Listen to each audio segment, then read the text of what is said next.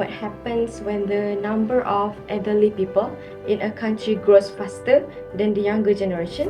How does this shift impact jobs, the economy, and our future? Well, today we're diving into just that. We will explore the effect of an aging population on Malaysia's labor market and economic productivity, and how this demographic change could shape the country's future.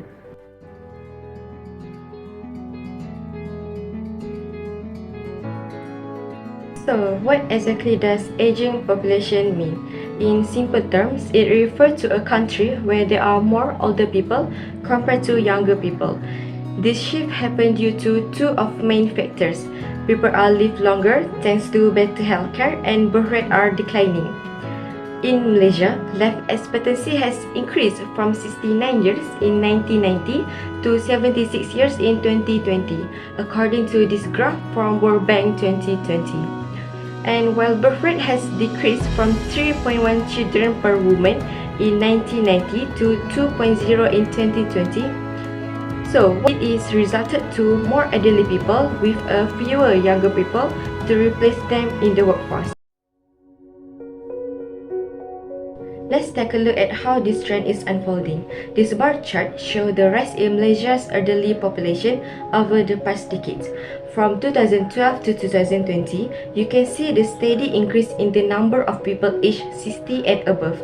According to the World Bank 2022, by 2030, approximately 15% of the population will be aged 60 or older, compared to only 8.7% in 2010. This is a significant demographic shift that we can already see in the places like Johor and Penang, where the elderly population is growing rapidly. In fact, Penang has one of the highest percentage of elderly residents in Malaysia, which present both challenges and opportunities for local communities and businesses.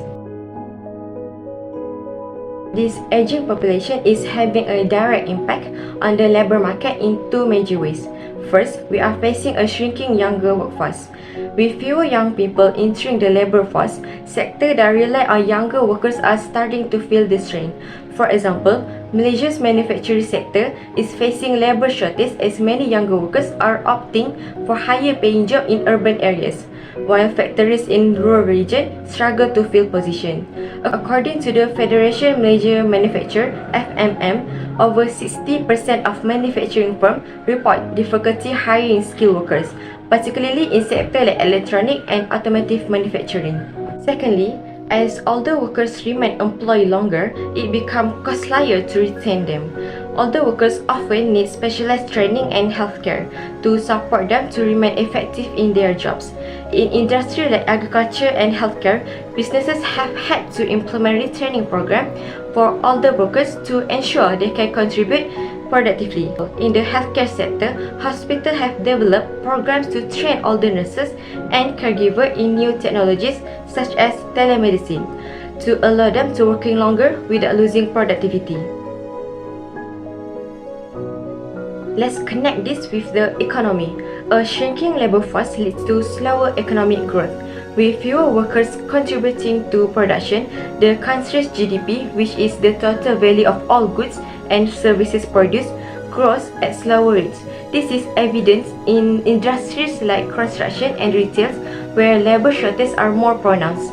For instance, the Malaysian construction industry has seen a decline in output growth, as reported by the Construction Industry Development Board (CIDB), which cited that the lack of skilled workers as a significant barrier. In fact, Malaysia's GDP growth rate has slowed from 5.9% in 2016 to 3.1% in 2022, largely due to declining labor force participation. This slowdown is not only linked to fewer workers but also the shift in the type of work available. Many industries are finding it harder to adapt to automation and technological changes without a skilled labor force. These challenges, the Malaysian government is actively implementing policies to support the aging population. For example, the Peker Before Tea healthcare scheme helps provide financial and medical supports to the elderly, particularly those in low-income brackets. This scheme provides free medical checkups, home healthcare, and financial aids to elderly citizens, allowing them to maintain a reasonable quality of life without burdening their families. In conclusion, Malaysia's aging population is reshaping both the labour market and economic productivity. With fewer workers, industry faces labour shortage, which is slow down the GDP growth. However, the government proactive policies such as Peka Before Tea and My Step are helping to mitigate these challenges. By continuing to adapt and implement this solution, we can ensure a productive, engaging workforce and maintain economic growth. Thank you for your attention.